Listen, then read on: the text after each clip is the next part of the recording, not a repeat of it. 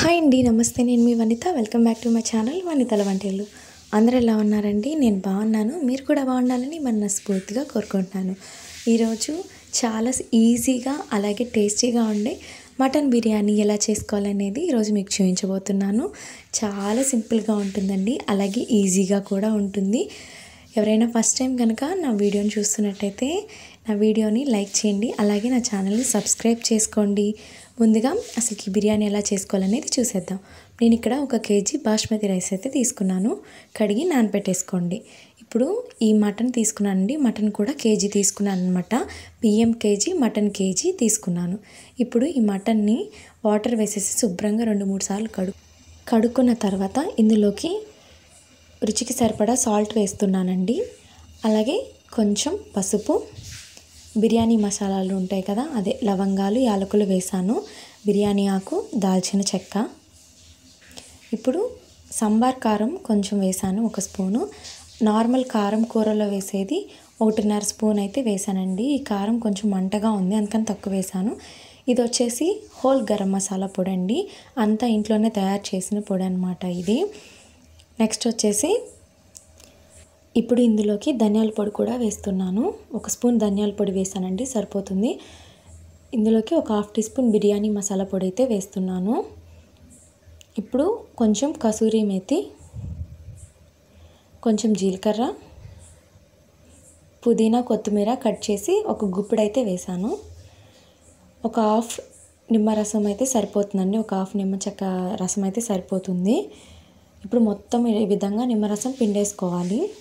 ఇప్పుడు ఇందులోకి 5 స్పూన్ల వరకు పెరుగు అయితే నేను యాడ్ చేశాను. ఇది ఇంట్లో మామూలు కొట్లోది కాదండి, ఇంట్లో పెరుగు అనమాట. అల్లం వెల్లుల్లి పేస్ట్ 2 స్పూన్లు వేసేసి, ఫ్రైడ్ ఆనియన్స్ కూడా వేసేసి మొత్తం అంతా ఒకసారి బాగా కలిసేటట్టు కలుపుకోవాలి. ఇక్కడ కలిపిన తర్వాత నాకేం అర్థమైందంటే ఇందులో పెరుగు అనేది సరిపోలేదని నాకు అర్థమైంది. అందుకని ఇందులోకి మళ్ళీ నేను పెరుగు అయితే యాడ్ చేసుకున్నాను. పెరుగు కొంచెం ఎక్కువ వేస్తే గ్రేవీ లాగా వస్తుందన్నమాట. సో అందుకని పెరుగు కొంచెం ఎక్కువ వేసుకోండి. పెరుగు వేసేసి మొత్తం అంతా ఒకసారి బాగా కలిపేసుకోవాలి. ఈ విధంగా కలిపిన తర్వాత ఒకసారి టేస్ట్ చూసుకోండి. ఉప్పు ఏమన్నా తక్కువగా ఉన్నా, కారం ఒకవేళ తక్కువ అనిపించినా అప్పుడు యాడ్ చేసుకోవచ్చు. నాకు ఉప్పు తక్కువ అనిపించి ఉప్పు యాడ్ చేసుకున్నాను. ఇప్పుడు అంతా ఒకసారి బాగా కలిపేసి ఈ విధంగా అయితే పెట్టుకోవాలి. ఇందులోకి మనము ఫ్రైడ్ ఆనియన్స్ వేయించుకుంటాం కదా, ఆయిల్ వేసుకోండి. టేస్ట్ అనేది చాలా బాగుండిద్ది అనమాట, ఫ్లేవర్ కూడా బాగుండిద్ది. ఆయిల్ వేసేసి మళ్ళీ ఒకసారి అంతా బాగా కలిపేసి ఒక అరగంట పాటు పక్కన పెట్టుకోండి. మీకు టైం ఉంటే 1 గంట పాటు అయినా ఉంచుకోండి, లేదు టైం లేదు అనుకుంటే వెంటనే అయినా చేసేసుకోవచ్చు. ఈ విధంగా మ్యారినేట్ చేసేసి ఒక 1/2 అవర్ మాత్రం పక్కన పెట్టుకోండి. టేస్ట్ చాలా బాగుండిద్ది. ఈ విధంగా అయితే వచ్చిందండి మటను. ఇప్పుడు బిర్యానీ ఎలా చేసుకోవాలనేది చూద్దాం. ముందుగా మటన్ని ఉడికించుకోవాలన్నమాట. ఇక్కడ మేము తీసుకున్న మటన్ వచ్చేసి చాలా సాఫ్ట్గా ఉంది, చాలా లేతగా ఉందన్నమాట మటను. సో మేము గిన్నెలోనే ఉడికించాము. కొంచెం ముదురుగా అట్లా ఉంటే మటను కుక్కర్లో వేసి ఉడికించుకోండి. ఇప్పుడు అన్నం కోసం ఇక్కడ బిర్యానీ మసాలాలు వేసి వాటర్ని బాయిల్ చేస్తున్నాను. మరొక వైపు మటన్ పెట్టేశాను అనమాట. మటన్ ఈ విధంగా పూర్తిగా ఉడికి కొంచెం గ్రేవీలా రావాలి. ఇక్కడ బియ్యం ఏమో ఉడికిందనమాట, కడిగి బియ్యం అయితే వేసాము.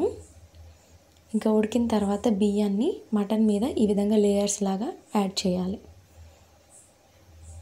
ఈ విధంగా ఉంటే దమ్ చేసిన తర్వాత అన్నానికి కూడా గ్రేవీ అనేది పట్టి టేస్ట్ అనేది చాలా బాగుండిద్దండి.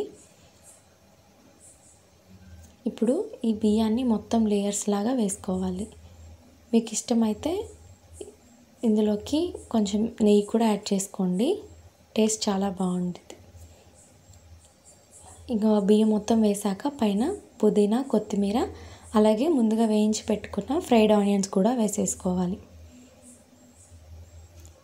ఈ విధంగా మొత్తం వేసాక మూత పెట్టేసి ఆ మూత పైన ఏదైనా బరువుగా ఉండే రోల్ కానీ, చిన్నవి ఉంటాయి కదా రోల్ కానీ, లేదా దోస పెనం ఉంటాయి కదా ఐరన్వి, అవైనా పెట్టుకుంటే బరువుగా అంటే ఆవిరి అనేది పోకుండా ఉంటుంది. నేను ఇక్కడ దోస పెనం ఆవిరి పోకుండా సిమ్లో ఒక 30 నిమిషాలు కనుక ఉంచేసి దమ్ కనుక చేసినట్టయితే బిర్యానీ అనేది చాలా బాగా ఉడికి చాలా బాగుంటుందండి. టేస్ట్ మొత్తం బాగా నీట్గా వస్తుందన్నమాట.